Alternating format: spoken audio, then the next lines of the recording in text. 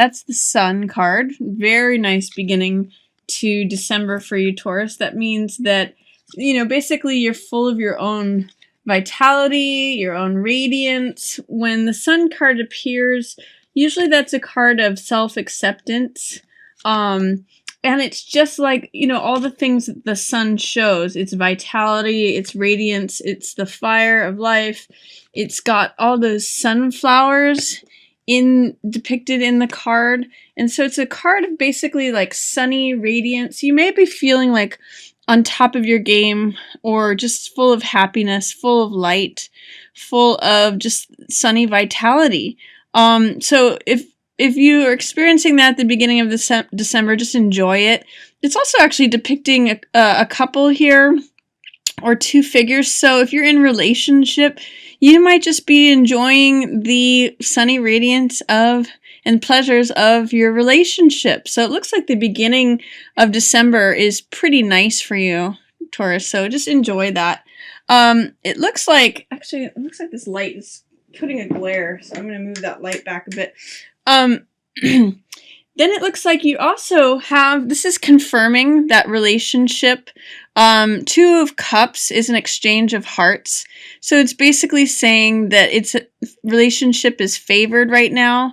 It may be that you are just, you know, again, enjoying the sunny radiance of a relationship. If you're in the relationship, it's just a nice time to enjoy it. If you aren't in a relationship, it shows that by just shining forth your natural radiance, you may attract this.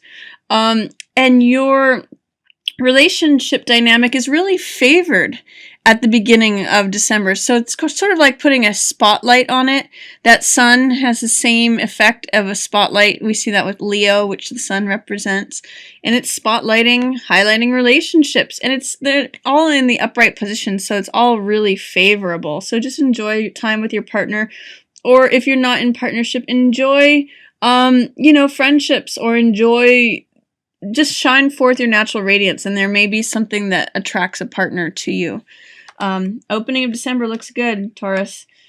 At the beginning of the month too, it looks like there may be something in which you're having trouble envisioning something. You're having trouble envisioning what you want your life to be like, and therefore it's making you a little bit paranoid or a little bit wary about things. This Nine of Wands is the survivor card. It's someone who keeps getting knocked down and getting back up. And this Three of Wands is the visionary. It's someone who is able to use their imagination to dream up what it is that they'd like to bring to themselves in their life. What's the empire that they want to build? Because this is in reverse, it's telling me that there may be some block for you in terms of using your imagination to envision what it is that you want to bring to yourself. And the fact that he's kind of looking at this Nine of Wands card is saying that there may be some way in which you feel like you're going to just be knocked down and having to get back up again. When you try to envision things, it feels like you need to protect yourself or defend others, or see if you can step out of that vision of things. Or if you're having trouble envisioning what is coming ahead, just know that you always end up being the survivor. You always end up being the last one standing, even though you've been through a number of battles, as this soldier has. So that's going on for the opening of the month for you, Taurus. Towards the middle of the month, we see King of Cups here in reverse. Now, King of Cups is usually the perfect partner, the perfect father. It's someone who is master of their emotions. It's someone who always looks at things from a compassionate point of view.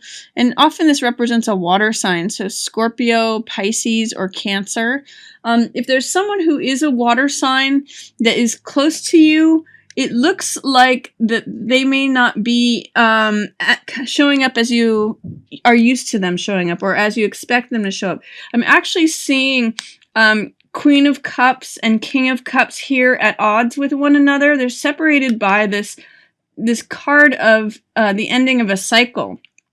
Ten of Swords is a card that depicts all the thoughts that we have about something, because these swords represent the mental element. So all of these are like different thoughts that are obviously killing the person. This card's called Bottoming Out. And usually it means that the way of thinking about something needs to end. 10 is a end of cycle number. So it means letting go of negative thinking. It means letting go of the cycle of thinking about things in a certain way and moving on. Because this, whatever was alive is no longer alive. It's dead. It needs to be let go of. It needs to be moved on from. It's a signal that that cycle is creating its natural end. So, if there was a relationship that you were involved with that had been based on compassion and heart energy and feeling, you know, Queen of Cups and King of Cups are a natural pair. But because he is in the reverse position, the person who had been the perfect partner may not be showing up as the perfect partner. He's looking elsewhere and he's seeing that it's ended. Whereas this Queen of Cups is still remaining and still looking at the situation. So in some ways, there may be a way in which someone is leaving that relationship or leaving that way of thinking about things. Something has come to a natural conclusion, a natural end, and this person is looking away. So be careful that you are not in bondage to something. Be careful that you're not believing in things that are not true. This Devil card in reverse says that you could be misled or swept away by your passions.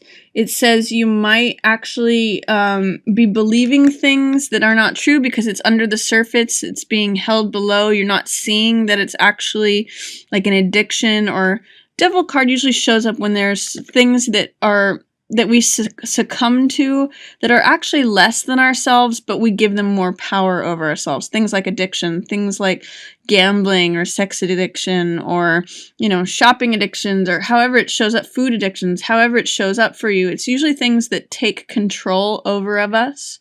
It can even be, you know, obsession in a relationship. And then we're not seeing how we're giving our power away.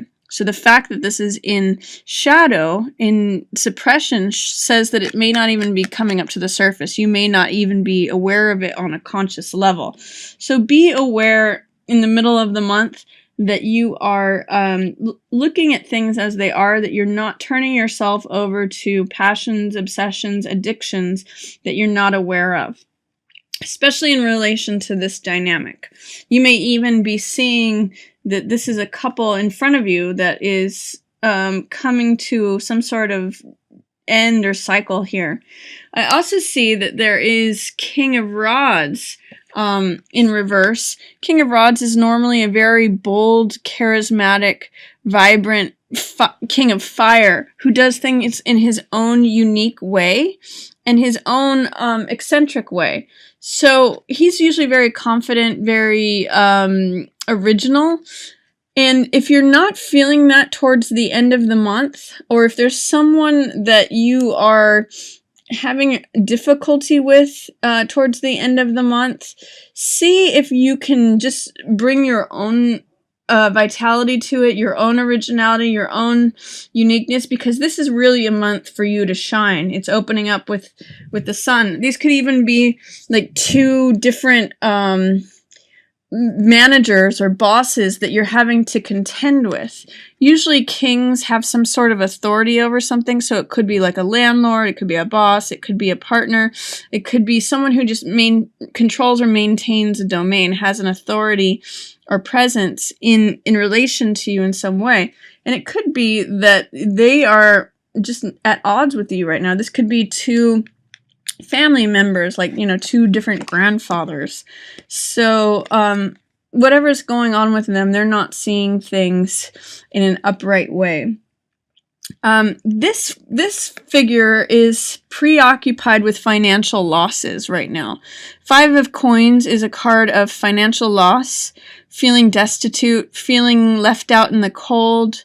It's a real card of whether you're going to focus on the losses of the material world or whether you're going to open yourself up to the spiritual realm, which is always there and available for you. For some reason, with this Five of Coins in reverse in conjunction with this King of Rods, it's telling me that he is preoccupied with either financial losses or not seeing enough of a focus on the spiritual realm. So if you know of any fire signs, this is either Sagittarius, Leo, or Aries. They may not be showing up in a way that they normally do or in a way that you would expect because they're so preoccupied with feeling left out, with feeling left in the cold. It almost seems to me like this could be potentially even an ex-lover with this new relationship. You know, there was some ending, someone's feeling left out in the cold. He's looking directly at that. So either he's the person who's being left out or he could be an opportunist saying, okay, this end has come. Someone's feeling left out in the cold. I'm going to rush in to take this spot.